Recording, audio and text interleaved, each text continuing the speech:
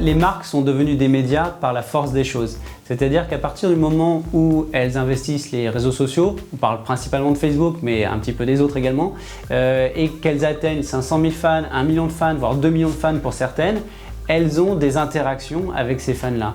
Et toutes ne sont pas des love brands. Donc quand on a 100, 200, 300 commentaires sur une publication, il va y avoir des choses très agréables à lire, mais des choses qui sont plus critiques mais acceptables. Par contre aussi des propos qui peuvent être vulgaires, qui peuvent être agressifs envers la marque comme envers d'autres personnes de la communauté. On a vu également des propos racistes. Et tout ça, ce sont des choses qui sont nouvelles pour les marques qui n'ont pas l'habitude de ces interactions-là et qui d'ailleurs pour un certain nombre d'entre elles n'avaient même pas l'habitude d'avoir un dialogue avec leurs consommateurs. Je pense notamment aux marques de grandes conso qui parlent généralement plus volontiers à Carrefour, Leclerc et à la grande distrib qu'à leurs clients directs, enfin leurs consommateurs directs. Donc c'est nouveau, ça implique d'avoir une ligne éditoriale et c'est en ça qu'on peut rapprocher ça d'un média, une ligne éditoriale de publication, mais aussi une ligne éditoriale de ce qui est acceptable comme commentaire, de ce qui ne le devient plus. Et c'est en ça que la professionnalisation des commentaires et notamment l'angle modération devient un enjeu pour toutes ces marques.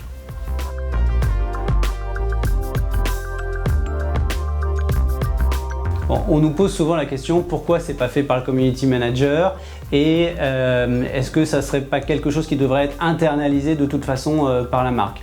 Notre opinion à nous, c'est que le community manager, c'est quelqu'un qui est amené à prendre de plus en plus de hauteur de vue par rapport aux réseaux sociaux.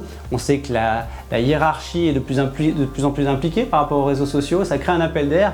Le community manager fait des choses de plus en plus évoluées. Et donc, il y a toute une question de création de valeur qui s'impose. Est-ce que la modération devient quelque chose à valeur ajoutée ou quelque chose qui doit être indispensable d'un côté, mais qui peut être délégué à soit une personne interne, soit un prestataire pour le faire selon les consignes du community manager. Et dans le community manager, il y a manager, le perdons pas de vue, il est aussi de plus en plus là pour manager une équipe, voire des prestataires qui seront mieux armés que lui pour le faire soirée, week-end, les jours fériés, pour être réactif même quand lui n'est pas là, mais toujours en appliquant les consignes qu'il leur a laissées.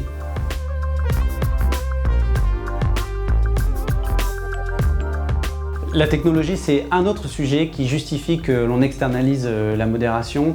Il y a toujours deux fantasmes dans notre métier. Soit on croit qu'il suffit d'avoir deux boutons sur un back-office, oui ou non pour valider un message, soit on pense que tout peut être robotisé, automatisé et que finalement l'humain n'a pas lieu d'être dans ce métier-là. Dans les faits, la réalité du quotidien d'un modérateur, c'est entre les deux.